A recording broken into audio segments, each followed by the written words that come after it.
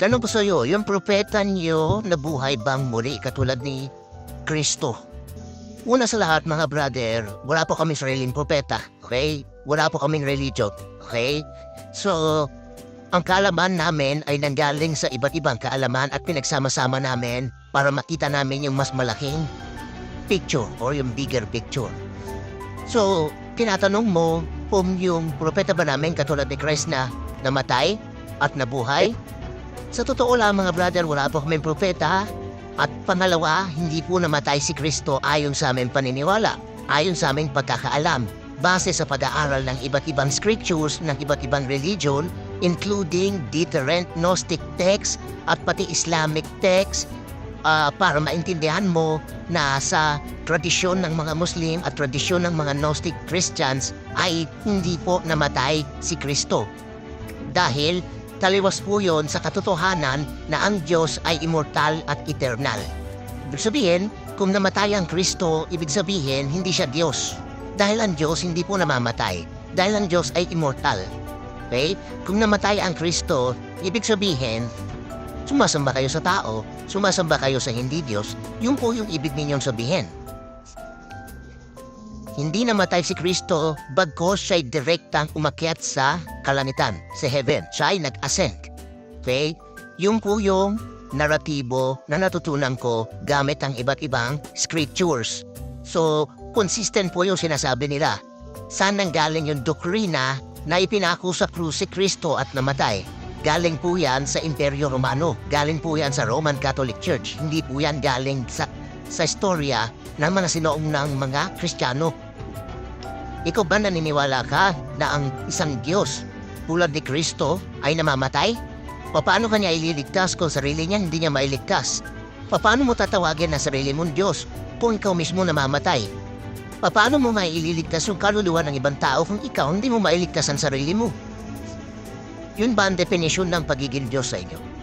Napakarami pong tao ang nalinlang ng religion. Maraming tao po ang nilinlang ng Antikristo. At lagi niyo pong tandaan, ang Antikristo, hindi po yan lilitaw sa isang lugar na kung saan nasa liblib na lugar o nasa malayong lugar na lalapit sa atin. Ang Antikristo po ay nasa tabi mo lang. Maaaring yung parang pinapakinggan mo kaninang umaga habang nasa misa. Maaaring yung pastor na pinarikinggan mo dyan sa telebisyon o sa YouTube na pinapanood mo. So ang Antikristo po ay isang spirito na kumakalaban sa spirito ng Kristo. Dan sa ganon, ang iligaw ang tao sa katotohanan. Tanungin ko po kayo, yung mga religion niyo po ba ay hindi paligaw?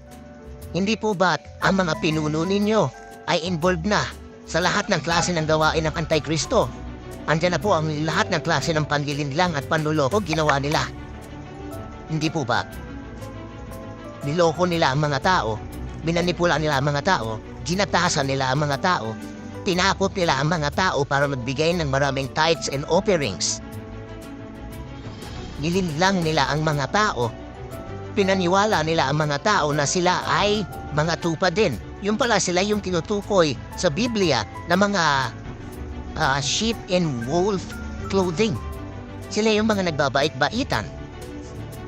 Itong mga religious leader na ito ay ang mga same religious leader na nakabangga ni Jesucristo nung panahon niya.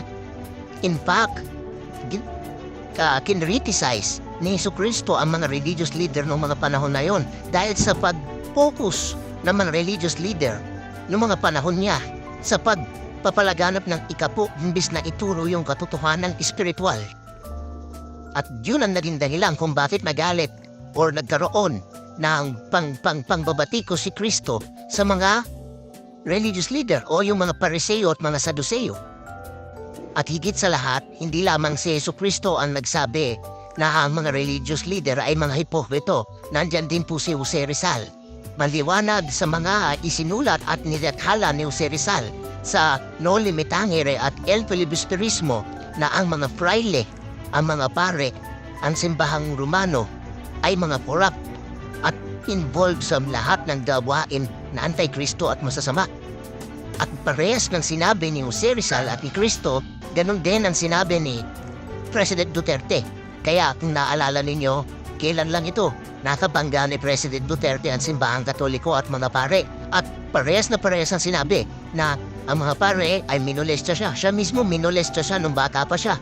At sinabi niya, mayroong pare na nagmolesta sa kanya nung bata pa siya.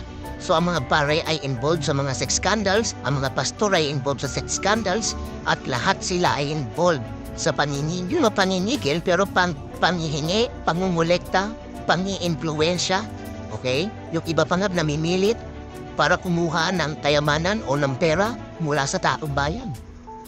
Asa na ba yung mga religious leader na yan? Sila yung may mga may-ari ng mga malalaking investment gaya ng expose ni President Duterte na may mga malalaking investment yung mga pare dun sa mga iba't ibang businesses. May mga mamahaling sasakyan. Sa tingin niyo po, kaya po nilang kitain yung ganong kalaking halagang pera kung hindi po yun galing sa taong bayan na kanilang pinagkolektahan? At meron din akong nilakhala na mga content kung saan pinakita ko sa inyo na nagbayad ng almost $1 billion ang simbahang Katoliko sa Amerika alone. Sa Amerika pa lang po yun, 2 estado sa Amerika, New York at Los Angeles or California. Nagbayad po ng almost $1 billion ang Roman Catholic Church sa lahat ng mga nagsampa ng kaso sa kanila ng pangmumolestya sa mga kabataan at through yung mga sex scandals and pedophilia. So hindi pa ba ebidensya ito na ang mga religion ay involved sa gawaing antikristo, na ang mga religion ay iniligaw na kayo sa katotohanan? Kaya po kami nandito ngayon para sabihin sa inyo na hindi pa po huli ang lahat at gisingin natin ang ating mga sarili, ang ating mga diwa para malaman natin ang buong katotohanan. Ibukas niyong isipan niyo dahil ang buong katotohanan ay wala po sa loob ng religion, dahil sa religion ikakahon nila ang isip mo. Ayaw nilang lumaya ang isip mo para hindi mo malaman ang buong katotohanan. Baliktad po kami. Ang gusto namin ay mag-aral po kayo. I-research niyo po lahat ng pwede niyong i-research na kaalaman. Gusto po namin i-research niyo. Nasa age of information na po tayo. Nasa age of technology na po tayo. So ibig sabihin, kamangmangan na lang po talaga kung hindi mo maaral yung ganitong klaseng kaalaman, dahil bukas na po ang information. Nasa internet na po ang lahat ng kaalaman na kailangan ninyong malaman para malaman ang katotohanan. Kayo na lang po ang hinihintay. Kayo na lang po ang hinihintay ng katotohanan. Kailan po kayo magigising? Kailan po kayo lalapit? Hopefully, this video, this message will wake you up. So maraming salamat po sa time ninyo. Remember, always seek the truth because the truth shall set you free. Peace. Tanong po sa iyo, yung propeta niyo nabuhay bang muli katulad ni Kristo? Una sa lahat mga brother, wala po kaming sariling propeta, okay? Wala po kaming religion, okay? So, ang kaalaman namin ay nanggaling sa iba't ibang kaalaman at pinagsama-sama namin para makita namin yung mas malaking picture or yung bigger picture. So, tinatanong mo kung yung propeta ba namin katulad ni Christ na namatay at nabuhay? Sa totoo lang mga brother, wala po kaming propeta. At pangalawa, hindi po namatay si Kristo ayon sa aming paniniwala, ayon sa aming pagkakaalam, base sa pag-aaral ng iba't ibang scriptures ng iba't ibang religion, including different Gnostic texts at pati Islamic texts, para maintindihan mo na sa tradisyon ng mga Muslim at tradisyon ng mga Gnostic Christians ay hindi po namatay si Kristo. Dahil taliwas po yun sa katotohanan na ang Diyos ay immortal at eternal. Ibig sabihin, kung namatay ang Kristo, ibig sabihin hindi siya Diyos. Dahil ang Diyos hindi po namamatay. Dahil ang Diyos ay immortal. Okay? Kung namatay ang Kristo, ibig sabihin, sumasamba kayo sa tao, sumasamba kayo sa hindi Diyos, yun po yung ibig ninyong sabihin. Hindi namatay si Kristo, bagkos siya'y direktang umakyat sa kalangitan, sa heaven. Siya'y nag-ascend. Okay? Yung po yung naratibo na natutunan ko gamit ang iba't ibang scriptures. So, consistent po yung sinasabi nila. Saan nanggaling yung doktrina na ipinako sa krus si Kristo at namatay? galing po yan sa Imperyo Romano. Galing po yan sa Roman Catholic Church. Hindi po yan galing sa istorya ng mga sinoonang mga Kristiyano. Ikaw ba naniniwala ka na ang isang Diyos tulad ni Kristo ay namamatay? Paano kanya ililigtas kung sarili niya hindi niya mailigtas? Paano mo tatawagin na sarili mong Diyos kung ikaw mismo namamatay? Paano mo maililigtas yung kaluluwa ng ibang tao kung ikaw hindi mo mailigtas ang sarili mo? Yun ba ang definisyon ng pagiging Diyos sa inyo? Napakarami pong tao ang nalinlang ng religion. Maraming tao po ang nilinlang ng Antikristo. At lagi niyo pong tandaan, ang Antikristo, hindi po yan lilitaw sa isang lugar na kung saan nasa liblib na lugar o nasa malayong lugar na lalapit sa atin. Ang Antikristo po ay nasa tabi mo lang. Maaaring yung parang pinapakinggan mo kaninang umaga habang nasa misa.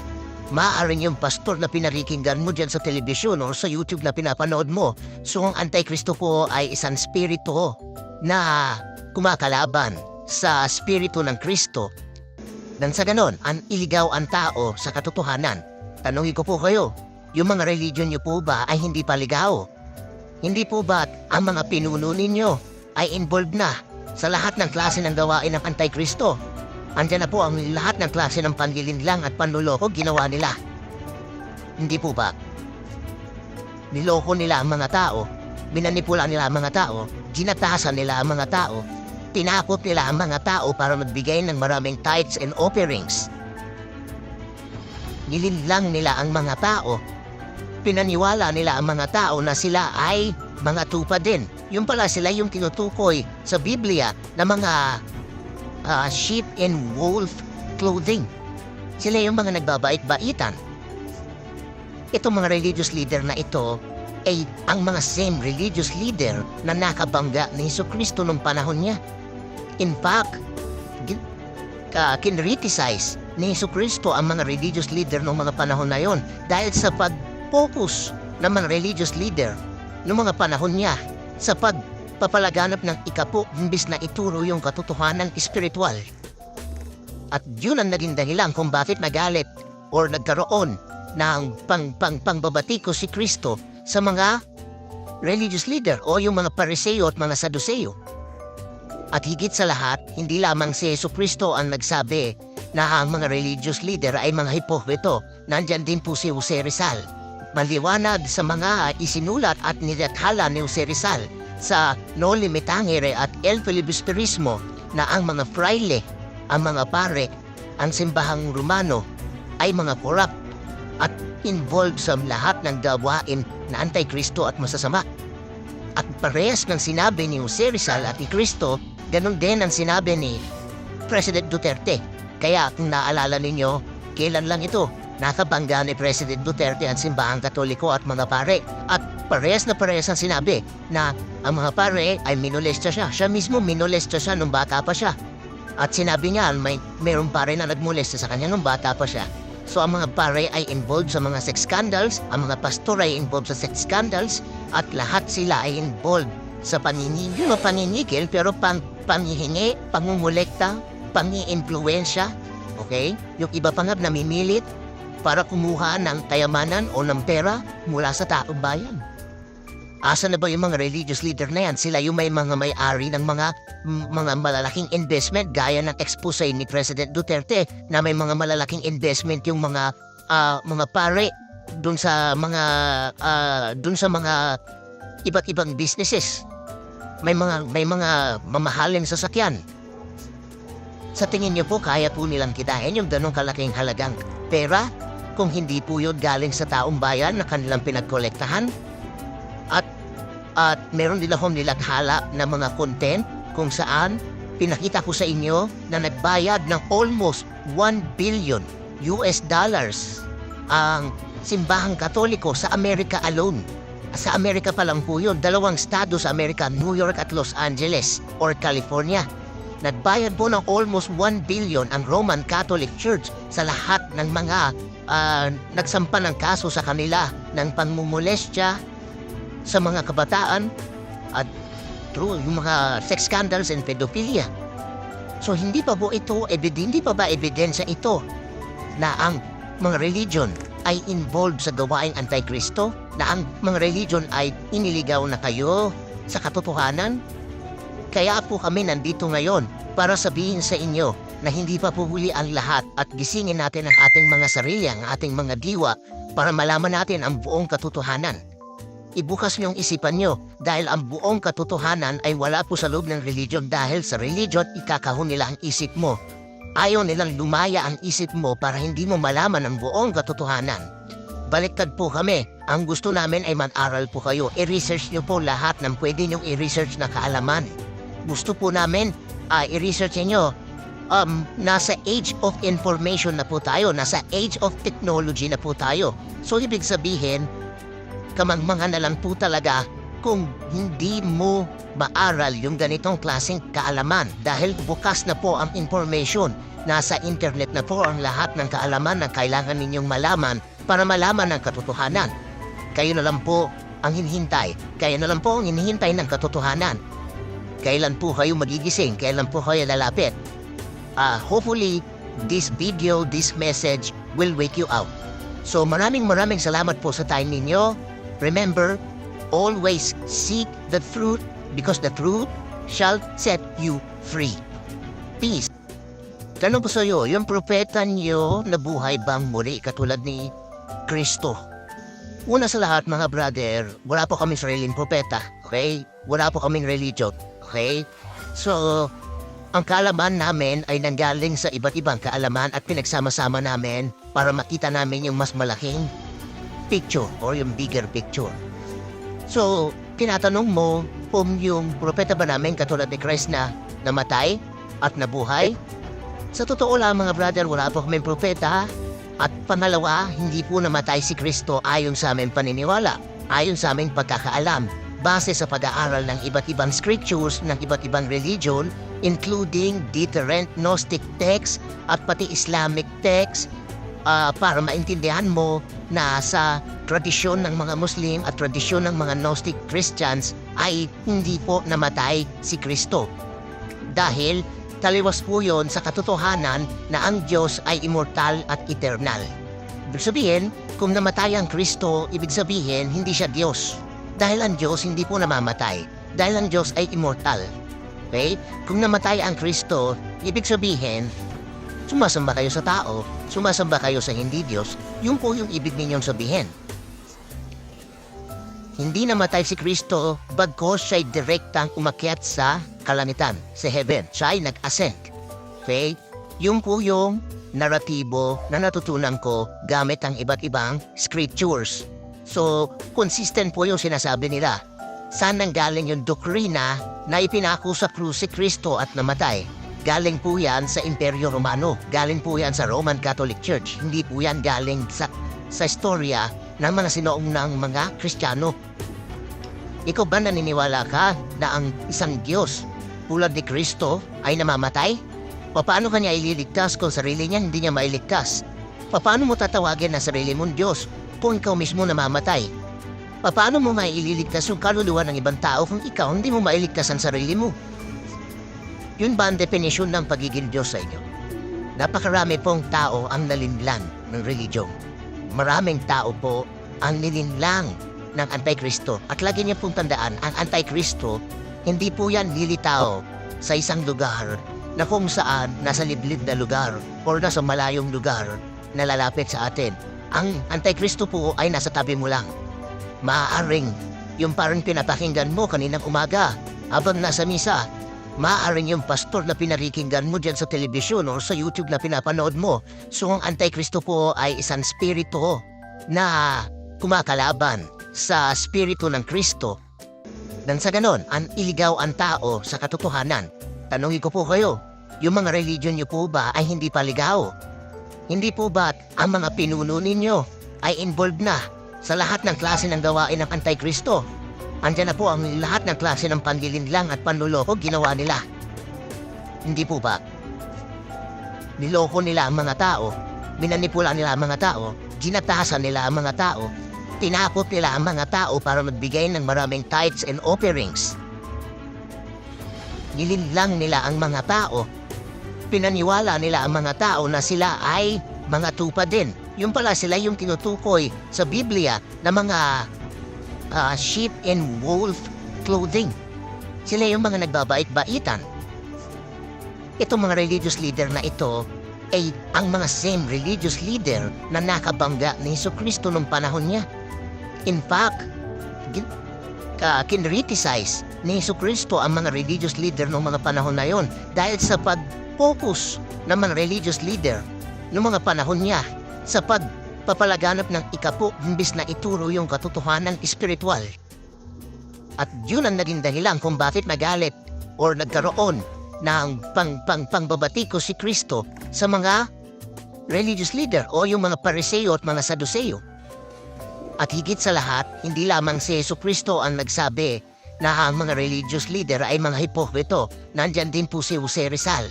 Maliwanag sa mga isinulat at nilathala ni Jose Rizal sa Noli Me Tangere at El Filibusterismo na ang mga fraile, ang mga pare, ang simbahang Romano ay mga corrupt at involved sa lahat ng gawain na anti-Kristo at masasama. At parehas ng sinabi ni Jose Rizal at ni Kristo, ganun din ang sinabi ni President Duterte. Kaya kung naalala ninyo, kailan lang ito, nakabangga ni President Duterte ang simbahang Katoliko at mga pare. At parehas ang sinabi na ang mga pare ay minolesta siya. Siya mismo minolesta siya nung bata pa siya. At sinabi niya, mayroong pare na nagmolesta sa kanya nung bata pa siya. So ang mga pare ay involved sa mga sex scandals, ang mga pastor ay involved sa sex scandals, at lahat sila ay involved sa paninigil pero panghihingi, pangungulekta, pangi-influensya. Okay? Yung iba pa nga namimilit para kumuha ng kayamanan o ng pera mula sa taong bayan. Asa na ba yung mga religious leader na yan? Sila yung may mga may-ari ng mga malalaking investment gaya ng expose ni President Duterte na may mga malalaking investment yung mga pare dun sa mga iba't ibang businesses. May mga mamahaling sasakyan. Sa tingin niyo po, kaya po nilang kitain yung ganong kalaking halagang pera kung hindi po yun galing sa taong bayan na kanilang pinagkolektahan? At meron din akong nilathala na mga content kung saan pinakita ko sa inyo na nagbayad ng almost $1 billion ang simbahang Katoliko sa Amerika alone. Sa Amerika pa lang po yun, 2 estado sa Amerika, New York at Los Angeles or California. Nagbayad po ng almost $1 billion ang Roman Catholic Church sa lahat ng mga nagsampa ng kaso sa kanila ng pangmumolestya sa mga kabataan at yung mga sex scandals and pedophilia. So hindi pa ba ebidensya ito na ang mga religion ay involved sa gawaing anti-Kristo? Na ang mga religion ay iniligaw na kayo sa katotohanan? Kaya po kami nandito ngayon para sabihin sa inyo na hindi pa po huli ang lahat at gisingin natin ang ating mga sarili, ang ating mga diwa para malaman natin ang buong katotohanan. Ibukas niyong isipan niyo dahil ang buong katotohanan ay wala po sa loob ng religion dahil sa religion ikakahon nila ang isip mo. Ayaw nilang lumaya ang isip mo para hindi mo malaman ang buong katotohanan. Baliktad po kami. Ang gusto namin ay mag-aral po kayo. I-research niyo po lahat ng pwede niyong i-research na kaalaman. Gusto po namin i-research niyo. Nasa age of information na po tayo. Nasa age of technology na po tayo. So ibig sabihin, kamangmangan na lang po talaga kung hindi mo maaral yung ganitong klaseng kaalaman dahil bukas na po ang information. Nasa internet na po ang lahat ng kaalaman na kailangan ninyong malaman para malaman ang katotohanan. Kayo na lang po ang hinihintay. Kayo na lang po ang hinihintay ng katotohanan. Kailan po kayo magigising? Kailan po kayo lalapit? Hopefully, this video, this message will wake you up. So maraming salamat po sa time ninyo. Remember, always seek the truth because the truth shall set you free. Peace. Tanong ko sa iyo, yung propeta niyo nabuhay bang muli katulad ni Kristo? Una sa lahat mga brother, wala po kaming sariling propeta, okay? Wala po kaming religion, okay? So, ang kaalaman namin ay nanggaling sa iba't ibang kaalaman at pinagsama-sama namin para makita namin yung mas malaking picture or yung bigger picture. So, tinatanong mo kung yung propeta ba namin katulad ni Christ na namatay at nabuhay? Sa totoo lang mga brother, wala po kaming propeta. At pangalawa, hindi po namatay si Kristo ayon sa aming paniniwala, ayon sa aming pagkakaalam, base sa pag-aaral ng iba't ibang scriptures ng iba't ibang religion, including different Gnostic texts at pati Islamic texts, para maintindihan mo na sa tradisyon ng mga Muslim at tradisyon ng mga Gnostic Christians ay hindi po namatay si Kristo. Dahil taliwas po yon sa katotohanan na ang Diyos ay immortal at eternal. Ibig sabihin, kung namatay ang Kristo, ibig sabihin hindi siya Diyos. Dahil ang Diyos hindi po namamatay. Dahil ang Diyos ay immortal. Okay? Kung namatay ang Kristo, ibig sabihin, sumasamba kayo sa tao, sumasamba kayo sa hindi Diyos, yun po yung ibig ninyong sabihin. Hindi namatay si Kristo, bagkos siya'y direktang umakyat sa kalangitan, sa heaven. Siya ay nag-ascend. Okay? Yung po yung naratibo na natutunan ko gamit ang iba't ibang scriptures. So, consistent po yung sinasabi nila. Saan nang galing yung doktrina na ipinako sa krus si Kristo at namatay? Galing po yan sa Imperyo Romano. Galing po yan sa Roman Catholic Church. Hindi po yan galing sa istorya ng mga sinoonang mga Kristiyano. Ikaw ba naniniwala ka na ang isang Diyos tulad ni Kristo ay namamatay? Paano ba niya ililigtas kung sarili niya hindi niya mailigtas? Paano mo tatawagin na sarili mong Diyos kung ikaw mismo namamatay? Paano mo maililigtas yung kaluluwa ng ibang tao kung ikaw hindi mo mailigtas ang sarili mo? Yun ba ang definisyon ng pagiging Diyos sa inyo? Napakarami pong tao ang nalinlang ng religion. Maraming tao po ang nilinlang ng Antikristo. At lagi niya pong tandaan, ang Antikristo, hindi po yan lilitaw sa isang lugar na kung saan nasa liblib na lugar o nasa malayong lugar na lalapit sa atin. Ang Antikristo po ay nasa tabi mo lang. Maaaring yung parang pinapakinggan mo kaninang umaga habang nasa misa. Maaaring yung pastor na pinakikinggan mo dyan sa telebisyon o sa YouTube na pinapanood mo. So ang Antikristo po ay isang spirito na kumakalaban sa spirito ng Kristo. Nang sa ganon, iligaw ang tao sa katotohanan. Tanungin ko po kayo, yung mga religion niyo po ba ay hindi paligaw? Hindi po ba ang mga pinuno ninyo ay involved na sa lahat ng klase ng gawain ng Antikristo? Andiyan na po ang lahat ng klase ng panlilinlang at panluloko ginawa nila. Hindi po ba? Niloko nila ang mga tao, minanipula nila ang mga tao, ginatasan nila ang mga tao, tinakot nila ang mga tao para magbigay ng maraming tithes and offerings. Nilinlang nila ang mga tao. Pinaniwala nila ang mga tao na sila ay mga tupa din. Yung pala sila yung tinutukoy sa Biblia na mga sheep in wolf clothing. Sila yung mga nagbabait-baitan. Itong mga religious leader na ito ay ang mga same religious leader na nakabangga ni Jesucristo nung panahon niya. In fact, kinriticize ni Jesucristo ang mga religious leader noong mga panahon na yon dahil sa pag-focus ng mga religious leader noong mga panahon niya sa pagpapalaganap ng ikapo imbis na ituro yung katotohanan espiritual. At yun ang naging dahilan kung bakit nagalit or nagkaroon ng pangbabatiko si Kristo sa mga religious leader o yung mga Pariseo at mga Saduceo. At higit sa lahat, hindi lamang si Jesucristo ang nagsabi na ang mga religious leader ay mga hipokrito. Nandyan din po si Jose Rizal.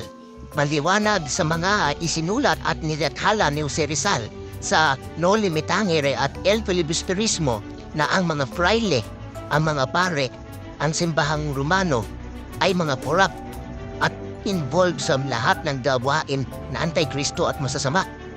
At parehas ng sinabi ni Jose Rizal at ni Kristo, ganun din ang sinabi ni President Duterte.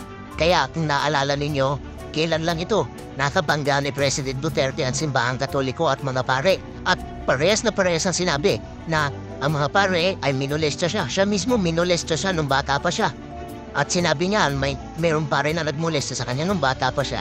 So ang mga pare ay involved sa mga sex scandals, ang mga pastor ay involved sa sex scandals, at lahat sila ay involved sa paninigil pero panghihingi, pangungulekta pangi-impluwensya, okay? Yung iba pa nga namimilit para kumuha ng kayamanan o ng pera mula sa taong bayan.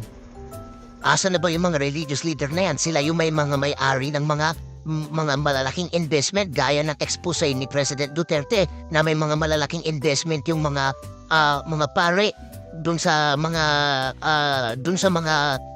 iba't ibang businesses. May mga mamahalin sasakyan. Sa tingin niyo po, kaya po nilang kitain yung ganong kalaking halagang pera kung hindi po yun galing sa taong bayan na kanilang pinagkolektahan? At meron din akong nilathala na mga content kung saan pinakita ko sa inyo na nagbayad ng almost $1 billion ang simbahang Katoliko sa Amerika alone. Sa Amerika pa lang po yun, 2 estado sa Amerika, New York at Los Angeles or California.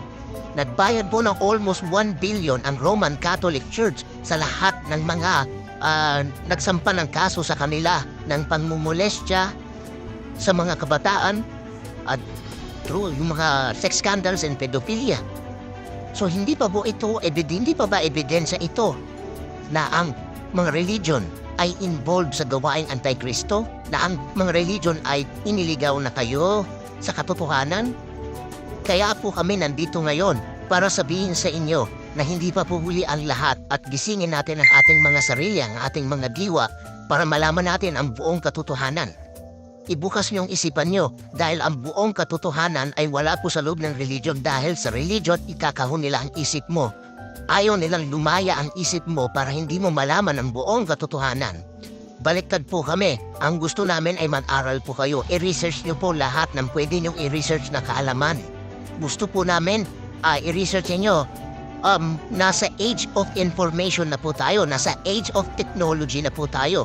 So ibig sabihin, kamangmangan na lang po talaga kung hindi mo maaral yung ganitong klaseng kaalaman dahil bukas na po ang information. Nasa internet na po ang lahat ng kaalaman na kailangan ninyong malaman para malaman ang katotohanan. Kayo na lang po ang hinihintay. Kayo na lang po ang hinihintay ng katotohanan. Kailan po kayo magigising? Kailan po kayo lalapit? Hopefully, this video, this message will wake you up. So maraming salamat po sa time ninyo. Remember, always seek the truth because the truth shall set you free. Peace. Tanong po sa iyo, yung propeta niyo nabuhay bang muli katulad ni Kristo? Una sa lahat mga brother, wala po kaming sariling propeta, okay? Wala po kaming religion, okay? So, ang kaalaman namin ay nanggaling sa iba't ibang kaalaman at pinagsama-sama namin para makita namin yung mas malaking picture or yung bigger picture. So, tinatanong mo kung yung propeta ba namin katulad ni Christ na namatay at nabuhay? Sa totoo lang mga brother, wala po kaming propeta. At pangalawa, hindi po namatay si Kristo ayon sa aming paniniwala, ayon sa aming pagkakaalam, base sa pag-aaral ng iba't ibang scriptures ng iba't ibang religion, including different Gnostic texts at pati Islamic texts, para maintindihan mo na sa tradisyon ng mga Muslim at tradisyon ng mga Gnostic Christians ay hindi po namatay si Kristo. Dahil taliwas po yun sa katotohanan na ang Diyos ay immortal at eternal. Ibig sabihin, kung namatay ang Kristo, ibig sabihin hindi siya Diyos. Dahil ang Diyos hindi po namamatay. Dahil ang Diyos ay immortal. Okay? Kung namatay ang Kristo, ibig sabihin, sumasamba kayo sa tao, sumasamba kayo sa hindi Diyos, yun po yung ibig ninyong sabihin. Hindi namatay si Kristo bagkos siya'y direktang umakyat sa kalangitan, sa heaven. Siya'y nag-ascend. Okay? Yun po yung naratibo na natutunan ko gamit ang iba't ibang scriptures. So, consistent po yung sinasabi nila. Saan nanggaling yung doktrina na ipinako sa krus si Kristo at namatay? Galing po yan sa Imperyo Romano. Galing po yan sa Roman Catholic Church. Hindi po yan galing sa istorya ng mga sinoonang mga Kristiyano. Ikaw ba naniniwala ka na ang isang Diyos tulad ni Kristo ay namamatay? Paano kanya ililigtas kung sarili niya hindi niya mailigtas? Paano mo tatawagin na sarili mong Diyos kung ikaw mismo namamatay? Paano mo maililigtas yung kaluluwa ng ibang tao kung ikaw hindi mo mailigtas ang sarili mo? Yun ba ang definisyon ng pagiging Diyos sa inyo? Napakarami pong tao ang nalinlang ng religion. Maraming tao po ang nilinlang ng Antikristo. At lagi niyo pong tandaan, ang Antikristo, hindi po yan lilitaw sa isang lugar na kung saan nasa liblib na lugar o nasa malayong lugar na lalapit sa atin. Ang Antikristo po ay nasa tabi mo lang. Maaaring yung parang pinapakinggan mo kaninang umaga habang nasa misa. Maaaring yung pastor na pinarikinggan mo dyan sa telebisyon o sa YouTube na pinapanood mo. So ang Antikristo po ay isang spirito na kumakalaban sa spirito ng Kristo. Nang sa ganon, ang iligaw ang tao sa katotohanan. Tanungin ko po kayo, yung mga religion niyo po ba ay hindi paligaw? Hindi po ba ang mga pinuno ninyo ay involved na sa lahat ng klase ng gawain ng Antikristo? Andiyan na po ang lahat ng klase ng panlilinlang at panluloko ginawa nila. Hindi po ba? Niloko nila ang mga tao, binanipula nila ang mga tao, ginatasan nila ang mga tao, tinakot nila ang mga tao para magbigay ng maraming tithes and offerings. Nilinlang nila ang mga tao, pinaniwala nila ang mga tao na sila ay mga tupa din. Yung pala sila yung tinutukoy sa Biblia na mga sheep and wolf clothing. Sila yung mga nagbabait-baitan. Itong mga religious leader na ito ay ang mga same religious leader na nakabangga ni Jesucristo nung panahon niya. In fact, kinriticize ni Jesucristo ang mga religious leader nung mga panahon na yon dahil sa pag-focus ng mga religious leader nung mga panahon niya sa pagpapalaganap ng ikapo imbis na ituro yung katotohanan espiritual. At yun ang naging dahilan kung bakit nagalit or nagkaroon ng pangbabatiko si Kristo sa mga religious leader o yung mga Pariseo at mga Saduceo. At higit sa lahat, hindi lamang si Jesucristo ang nagsabi na ang mga religious leader ay mga hipokrito. Nandyan din po si Jose Rizal. Maliwanag sa mga isinulat at nilathala ni Jose Rizal sa Noli Me Tangere at El Filibusterismo na ang mga fraile, ang mga pare, ang simbahang Romano ay mga corrupt at involved sa lahat ng gawain na Antikristo at masasama. At parehas ng sinabi ni Jose Rizal at ni Kristo, ganun din ang sinabi ni President Duterte. Kaya kung naalala ninyo, kailan lang ito, nakabangga ni President Duterte ang simbahang Katoliko at mga pare. At parehas na parehas ang sinabi na ang mga pare ay minolesta siya. Siya mismo minolesta siya nung bata pa siya. At sinabi niya, mayroong pare na nagmolesta sa kanya nung bata pa siya. So ang mga pare ay involved sa mga sex scandals, ang mga pastor ay involved sa sex scandals, at lahat sila ay involved sa paninigil, pero panghihingi, pangungulekta, pangi-influensya, okay? Yung iba pa nga namimilit para kumuha ng kayamanan o ng pera mula sa taong bayan. Asa na ba yung mga religious leader na yan? Sila yung mga may-ari ng mga malalaking investment gaya ng expose ni President Duterte na may mga malalaking investment yung mga pare dun sa mga iba't ibang businesses. May mga mamahaling sasakyan. Sa tingin niyo po, kaya po nilang kitain yung ganong kalaking halagang pera kung hindi po yun galing sa taong bayan na kanilang pinagkolektahan? At meron din akong nilathala na mga content kung saan pinakita ko sa inyo na nagbayad ng almost $1 billion ang simbahang Katoliko sa Amerika alone. Sa Amerika pa lang po yun, 2 estado sa Amerika, New York at Los Angeles or California. Nagbayad po ng almost $1 billion ang Roman Catholic Church sa lahat ng mga nagsampa ng kaso sa kanila ng pangmumolestya sa mga kabataan at true yung mga sex scandals and pedophilia. So hindi pa ba ebidensya ito na ang mga religion ay involved sa gawaing Antikristo, na ang mga religion ay iniligaw na kayo sa katotohanan? Kaya po kami nandito ngayon para sabihin sa inyo na hindi pa po huli ang lahat at gisingin natin ang ating mga sarili, ang ating mga diwa para malaman natin ang buong katotohanan. Ibukas niyong isipan niyo dahil ang buong katotohanan ay wala po sa loob ng religion, dahil sa religion ikakahon nila ang isip mo. Ayaw nilang lumaya ang isip mo para hindi mo malaman ang buong katotohanan.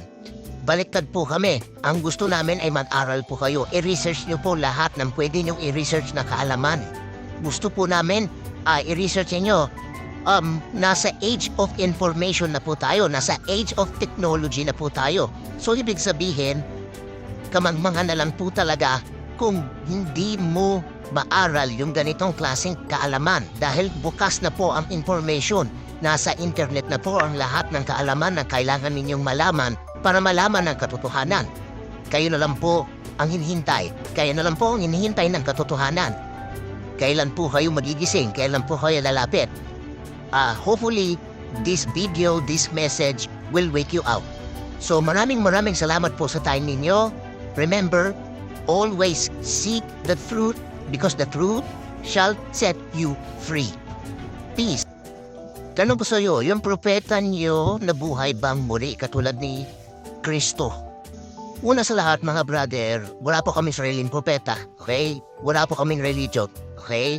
So, ang kaalaman namin ay nanggaling sa iba't ibang kaalaman at pinagsama-sama namin para makita namin yung mas malaking picture or yung bigger picture. So, tinatanong mo kung yung propeta ba namin katulad ni Christ na namatay at nabuhay? Sa totoo lang mga brother, wala po kaming propeta. At pangalawa, hindi po namatay si Kristo ayon sa aming paniniwala, ayon sa aming pagkakaalam, base sa pag-aaral ng iba't ibang scriptures ng iba't ibang religion, including different Gnostic texts at pati Islamic texts, para maintindihan mo na sa tradisyon ng mga Muslim at tradisyon ng mga Gnostic Christians ay hindi po namatay si Kristo. Dahil taliwas po yun sa katotohanan na ang Diyos ay immortal at eternal. Ibig sabihin, kung namatay ang Kristo, ibig sabihin hindi siya Diyos. Dahil ang Diyos hindi po namamatay. Dahil ang Diyos ay immortal. Okay? Kung namatay ang Kristo, ibig sabihin, sumasamba kayo sa tao, sumasamba kayo sa hindi Diyos, yun po yung ibig ninyong sabihin. Hindi namatay si Kristo bagkos siya'y direktang umakyat sa kalangitan, sa heaven. Siya'y nag-ascend. Okay? Yung po yung naratibo na natutunan ko gamit ang iba't ibang scriptures. So, consistent po yung sinasabi nila. Saan nanggaling yung doktrina na ipinako sa krus si Kristo at namatay? Galing po yan sa Imperyo Romano. Galing po yan sa Roman Catholic Church. Hindi po yan galing sa istorya ng mga sinoong mga Kristiyano. Ikaw ba naniniwala ka na ang isang Diyos tulad ni Kristo ay namamatay? Paano kanya ililigtas kung sarili niya hindi niya mailigtas? Paano mo tatawagin na sarili mong Diyos kung ikaw mismo namamatay? Paano mo maililigtas yung kaluluwa ng ibang tao kung ikaw hindi mo mailigtas ang sarili mo? Yun ba ang definisyon ng pagiging Diyos sa inyo? Napakarami pong tao ang nalinlang ng religion. Maraming tao po ang nilinlang ng Antikristo. At lagi niyo pong tandaan, ang Antikristo, hindi po yan lilitaw sa isang lugar na kung saan nasa liblib na lugar o nasa malayong lugar na lalapit sa atin. Ang Antikristo po ay nasa tabi mo lang. Maaaring yung parang pinapakinggan mo kaninang umaga habang nasa misa. Maaaring yung pastor na pinarikinggan mo dyan sa telebisyon o sa YouTube na pinapanood mo. So ang Antikristo po ay isang spirito na kumakalaban sa spirito ng Kristo. Nang sa ganon, ang iligaw ang tao sa katotohanan. Tanungin ko po kayo, yung mga religion niyo po ba ay hindi paligaw? Hindi po ba ang mga pinuno ninyo ay involved na sa lahat ng klase ng gawain ng Antikristo? Andiyan na po ang lahat ng klase ng panlilinlang at panluloko ginawa nila. Hindi po ba? Niloko nila ang mga tao, minanipula nila ang mga tao, ginatasan nila ang mga tao, tinakot nila ang mga tao para magbigay ng maraming tithes and offerings. Nilinlang nila ang mga tao. Pinaniwala nila ang mga tao na sila ay mga tupa din. Yung pala sila yung tinutukoy sa Biblia na mga sheep in wolf clothing. Sila yung mga nagbabait-baitan. Itong mga religious leader na ito ay ang mga same religious leader na nakabangga ni Jesucristo nung panahon niya. In fact, kinriticize ni Jesucristo ang mga religious leader ng mga panahon na yon dahil sa pag-focus ng mga religious leader ng mga panahon niya sa nagpapalaganap ng ikapo imbis na ituro yung katotohanan espiritual. At yun ang naging dahilan kung bakit nagalit or nagkaroon ng pangbabatiko si Kristo sa mga religious leader o yung mga Pariseo at mga Saduceo. At higit sa lahat, hindi lamang si Jesucristo ang nagsabi na ang mga religious leader ay mga hipokrito. Nandyan din po si Jose Rizal. Maliwanag sa mga isinulat at nilathala ni Jose Rizal sa Noli Me Tangere at El Filibusterismo na ang mga fraile, ang mga pare, ang simbahang Romano ay mga korap at involved sa lahat ng gawain na anti-Kristo at masasama. At parehas ng sinabi ni Jose Rizal at ni Kristo, ganun din ang sinabi ni President Duterte. Kaya kung naalala ninyo, kailan lang ito, nakabangga ni President Duterte ang simbahang Katoliko at mga pare. At parehas ang sinabi na ang mga pare ay minolesta siya. Siya mismo minolesta siya nung bata pa siya. At sinabi niya, mayroong pare na nagmolesta sa kanya nung bata pa siya. So ang mga pare ay involved sa mga sex scandals, ang mga pastor ay involved sa sex scandals, at lahat sila ay involved sa paninigil, pero panghihingi, pangungulekta, pangi-influensya, okay? Yung iba pa nga namimilit para kumuha ng kayamanan o ng pera mula sa taong bayan. Asa na ba yung mga religious leader na yan? Sila yung may mga may-ari ng mga malalaking investment gaya ng expose ni President Duterte na may mga malalaking investment yung mga pare dun sa mga iba't ibang businesses. May mga mamahaling sasakyan. Sa tingin niyo po, kaya po nilang kitain yung ganong kalaking halagang pera kung hindi po yun galing sa taong bayan na kanilang pinagkolektahan? At meron din akong nilathala na mga content kung saan pinakita ko sa inyo na nagbayad ng almost $1 billion ang simbahang Katoliko sa Amerika alone. Sa Amerika pa lang po yun, 2 estado sa Amerika, New York at Los Angeles or California. Nagbayad po ng almost $1 billion ang Roman Catholic Church sa lahat ng mga nagsampa ng kaso sa kanila ng pangmumolestya sa mga kabataan at yung mga sex scandals and pedophilia. So hindi pa ba ebidensya ito na ang mga religion ay involved sa gawaing anti-Kristo? Na ang mga religion ay iniligaw na kayo sa katotohanan? Kaya po kami nandito ngayon para sabihin sa inyo na hindi pa po huli ang lahat at gisingin natin ang ating mga sarili, ang ating mga diwa para malaman natin ang buong katotohanan. Ibukas niyong isipan niyo dahil ang buong katotohanan ay wala po sa loob ng religion dahil sa religion ikakahon nila ang isip mo. Ayaw nilang lumaya ang isip mo para hindi mo malaman ang buong katotohanan. Baliktad po kami. Ang gusto namin ay mag-aral po kayo. I-research niyo po lahat ng pwede niyong i-research na kaalaman. Gusto po namin i-research niyo. Nasa age of information na po tayo. Nasa age of technology na po tayo. So ibig sabihin, kamangmangan na lang po talaga kung hindi mo maaral yung ganitong klaseng kaalaman dahil bukas na po ang information. Nasa internet na po ang lahat ng kaalaman na kailangan ninyong malaman para malaman ang katotohanan. Kayo na lang po ang hinihintay. Kayo na lang po ang hinihintay ng katotohanan. Kailan po kayo magigising? Kailan po kayo lalapit? Hopefully, this video, this message will wake you up. So maraming salamat po sa time ninyo. Remember, always seek the truth because the truth shall set you free. Peace. Tanong ko sa iyo, yung propeta niyo nabuhay bang muli katulad ni Kristo? Una sa lahat mga brother, wala po kaming sariling propeta, okay? Wala po kaming religion, okay? So, ang kaalaman namin ay nanggaling sa iba't ibang kaalaman at pinagsama-sama namin para makita namin yung mas malaking picture or yung bigger picture. So, tinatanong mo kung yung propeta ba namin katulad ni Christ na namatay at nabuhay?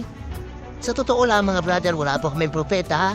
At pangalawa, hindi po namatay si Kristo ayon sa aming paniniwala, ayon sa aming pagkakaalam, base sa pag-aaral ng iba't ibang scriptures ng iba't ibang religion, including different Gnostic texts at pati Islamic texts para maintindihan mo na sa tradisyon ng mga Muslim at tradisyon ng mga Gnostic Christians ay hindi po namatay si Kristo. Dahil taliwas po yon sa katotohanan na ang Diyos ay immortal at eternal. Ibig sabihin, kung namatay ang Kristo, ibig sabihin hindi siya Diyos. Dahil ang Diyos hindi po namamatay. Dahil ang Diyos ay immortal. Okay? Kung namatay ang Kristo, ibig sabihin, sumasamba kayo sa tao, sumasamba kayo sa hindi Diyos, yun po yung ibig ninyong sabihin. Hindi namatay si Kristo, bagkos siya'y direktang umakyat sa kalangitan, sa heaven. Siya ay nag-ascend. Okay? Yun po yung naratibo na natutunan ko gamit ang iba't ibang scriptures. So, consistent po yung sinasabi nila. Saan nang galing yung doktrina na ipinako sa krus si Kristo at namatay? Galing po yan sa Imperyo Romano. Galing po yan sa Roman Catholic Church. Hindi po yan galing sa istorya ng mga sinoonang mga Kristiyano. Ikaw ba naniniwala ka na ang isang Diyos tulad ni Kristo ay namamatay? Paano kanya ililigtas kung sarili niya hindi niya mailigtas? Paano mo tatawagin na sarili mong Diyos kung ikaw mismo namamatay? Paano mo maililigtas yung kaluluwa ng ibang tao kung ikaw hindi mo mailigtas ang sarili mo? Yun ba ang definisyon ng pagiging Diyos sa inyo? Napakarami pong tao ang nalinlang ng religion. Maraming tao po ang nilinlang ng Antikristo. At lagi niyo pong tandaan, ang Antikristo, hindi po yan lilitaw sa isang lugar na kung saan nasa liblib na lugar o nasa malayong lugar na lalapit sa atin. Ang Antikristo po ay nasa tabi mo lang. Maaaring yung parang pinapakinggan mo kaninang umaga habang nasa misa.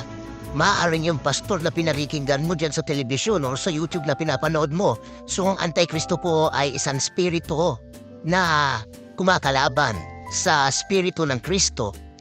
Nang sa ganon, ang iligaw ang tao sa katotohanan. Tanungin ko po kayo, yung mga religion niyo po ba ay hindi paligaw? Hindi po ba ang mga pinuno ninyo ay involved na sa lahat ng klase ng gawain ng Antikristo? Andiyan na po ang lahat ng klase ng panlilinlang at panluloko ginawa nila. Hindi po ba? Niloko nila ang mga tao, minanipula nila ang mga tao, ginatasan nila ang mga tao, tinakot nila ang mga tao para magbigay ng maraming tithes and offerings. Nilinlang nila ang mga tao. Pinaniwala nila ang mga tao na sila ay mga tupa din. Yung pala sila yung tinutukoy sa Biblia na mga sheep in wolf clothing. Sila yung mga nagbabait-baitan. Itong mga religious leader na ito ay ang mga same religious leader na nakabangga ni Jesucristo nung panahon niya. In fact, kinriticize ni Jesucristo ang mga religious leader noong mga panahon na yon dahil sa pag-focus ng mga religious leader noong mga panahon niya sa pagpapalaganap ng ikapo imbis na ituro yung katotohanan espiritual. At yun ang naging dahilan kung bakit nagalit or nagkaroon ng pangbabatiko si Kristo sa mga religious leader o yung mga Pariseo at mga Saduceo. At higit sa lahat, hindi lamang si Jesucristo ang nagsabi na ang mga religious leader ay mga hipokrito. Nandyan din po si Jose Rizal. Maliwanag sa mga isinulat at nilathala ni Jose Rizal sa No Limitangere at El Filibusterismo na ang mga fraile, ang mga pare, ang simbahang Romano ay mga corrupt at involved sa lahat ng gawain na Antikristo at masasama. At parehas ng sinabi ni Jose Rizal at ni Kristo, ganun din ang sinabi ni President Duterte. Kaya kung naalala ninyo, kailan lang ito, nakabangga ni President Duterte ang simbahang Katoliko at mga pare. At parehas ang sinabi na ang mga pare ay minolesta siya. Siya mismo minolesta siya nung bata pa siya. At sinabi niya, mayroong pare na nagmolesta sa kanya nung bata pa siya. So ang mga pare ay involved sa mga sex scandals, ang mga pastor ay involved sa sex scandals, at lahat sila ay involved sa paninigil pero panghihingi, pangungulekta, pangi-influensya, okay? Yung iba pa nga namimilit para kumuha ng kayamanan o ng pera mula sa taong bayan. Asa na ba yung mga religious leader na yan? Sila yung may mga may-ari ng mga malalaking investment gaya ng expose ni President Duterte na may mga malalaking investment yung mga pare dun sa mga iba't ibang businesses. May mga mamahaling sasakyan. Sa tingin niyo po, kaya po nilang kitain yung ganong kalaking halagang pera kung hindi po yun galing sa taong bayan na kanilang pinagkolektahan? At meron din akong nilathala na mga content kung saan pinakita ko sa inyo na nagbayad ng almost 1 billion US dollars ang simbahang Katoliko sa Amerika alone. Sa Amerika pa lang po yun, 2 estado sa Amerika, New York at Los Angeles or California. Nagbayad po ng almost 1 billion ang Roman Catholic Church sa lahat ng mga nagsampa ng kaso sa kanila ng pangmumolestya sa mga kabataan at yung mga sex scandals and pedophilia. So hindi pa ba ebidensya ito na ang mga religion ay involved sa gawaing antikristo? Na ang mga religion ay iniligaw na kayo sa katotohanan? Kaya po kami nandito ngayon para sabihin sa inyo na hindi pa po huli ang lahat at gisingin natin ang ating mga sarili, ang ating mga diwa para malaman natin ang buong katotohanan. Ibukas niyong isipan niyo dahil ang buong katotohanan ay wala po sa loob ng religion dahil sa religion ikakahon nila ang isip mo. Ayaw nilang lumaya ang isip mo para hindi mo malaman ang buong katotohanan. Baliktad po kami. Ang gusto namin ay mag-aral po kayo. I-research niyo po lahat ng pwede niyong i-research na kaalaman. Gusto po namin i-research niyo. Nasa age of information na po tayo. Nasa age of technology na po tayo. So ibig sabihin, kamangmangan na lang po talaga kung hindi mo maaral yung ganitong klaseng kaalaman dahil bukas na po ang information. Nasa internet na po ang lahat ng kaalaman na kailangan ninyong malaman para malaman ang katotohanan. Kayo na lang po ang hinihintay. Kayo na lang po ang hinihintay ng katotohanan. Kailan po kayo magigising? Kailan po kayo lalapit? Hopefully, this video, this message will wake you up. So maraming salamat po sa time ninyo. Remember, always seek the truth because the truth shall set you free. Peace. Tanong po sa iyo, yung propeta niyo nabuhay bang muli katulad ni Kristo? Una sa lahat mga brother, wala po kami sariling propeta, okay? Wala po kaming religion, okay? So, ang kaalaman namin ay nanggaling sa iba't ibang kaalaman at pinagsama-sama namin para makita namin yung mas malaking picture or yung bigger picture. So, tinatanong mo kung yung propeta ba namin katulad ni Christ na namatay at nabuhay? Sa totoo lang mga brother, wala po kaming propeta. At pangalawa, hindi po namatay si Kristo ayon sa aming paniniwala, ayon sa aming pagkakaalam, base sa pag-aaral ng iba't ibang scriptures ng iba't ibang religion, including different Gnostic texts at pati Islamic texts, para maintindihan mo na sa tradisyon ng mga Muslim at tradisyon ng mga Gnostic Christians ay hindi po namatay si Kristo. Dahil taliwas po yun sa katotohanan na ang Diyos ay immortal at eternal. Ibig sabihin, kung namatay ang Kristo, ibig sabihin hindi siya Diyos. Dahil ang Diyos hindi po namamatay. Dahil ang Diyos ay immortal.